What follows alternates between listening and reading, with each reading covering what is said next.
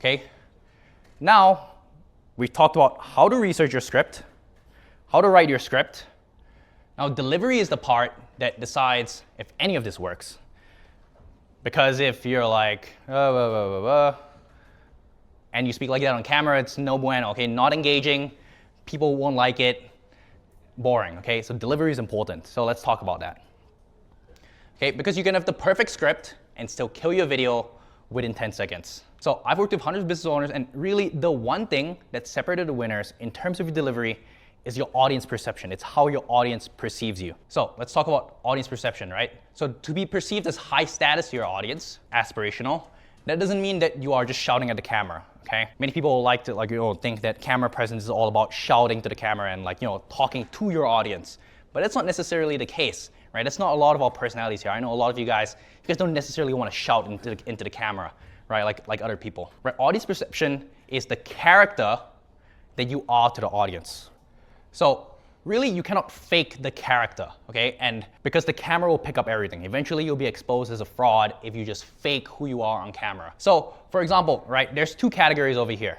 Whether you are the best friend, right? And there are many creators that are like the best friend to their audience and they talk like, they're talking to a best friend. Or there are people who are like the teacher. Some of you are like kind of just in your starting out phases and you guys are like, hey, I don't know what to create content about. I'm not necessarily the expert, so I can't really be the teacher. So then you got to be the best friend. But if you're the best friend and you try to be the teacher, it's like if you have like a 5-year-old come up and teach a class. That's not how it works, right? You have to have learned experience in order to teach it. But if you're the veteran and you're like, I'm the teacher, I can teach you things. You can speak like a teacher and you'll be perceived as an authority. And you can also make money if you're perceived as the best friend, But you have to pick your lane and stick with it. Examples of people who are like best friends, someone like Daya over here. She has 233K subs, and she does like productivity kind of business content. She does well, she sells a course and whatnot, but she does well. This is being the best friend, so you can blow up your brand by being the best friend to your audience. Or someone like Ali Abdaal, a lot of you guys would know him.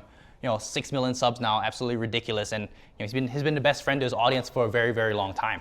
Or if you're like a teacher, someone like the Hormozis, Layla, Alex, they are the teachers, right? They are the people who give information. They are also like talking to the audience, not so talking with the audience, right? Not like you're sitting with the audience.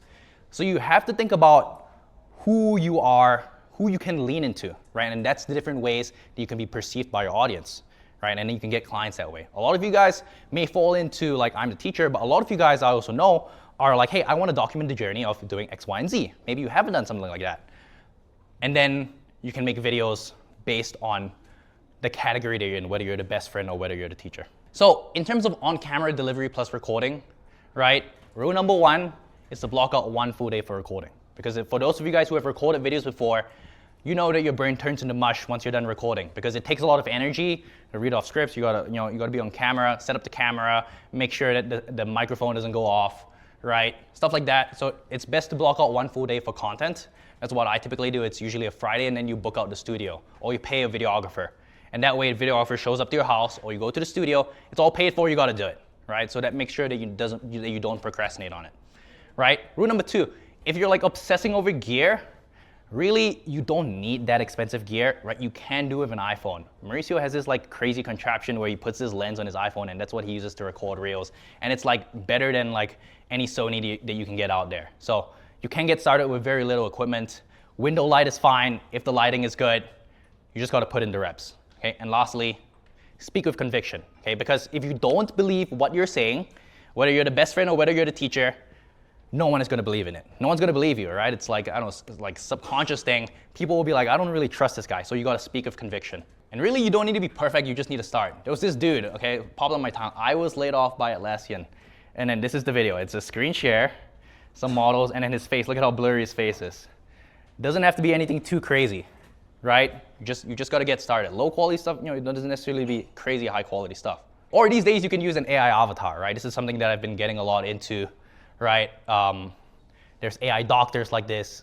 Soon, AI real estate agents, AI priests, we're all cooked. Okay, this guy is AI, and this is his entire video. 1.2 million views, look at this, 1.3 million views.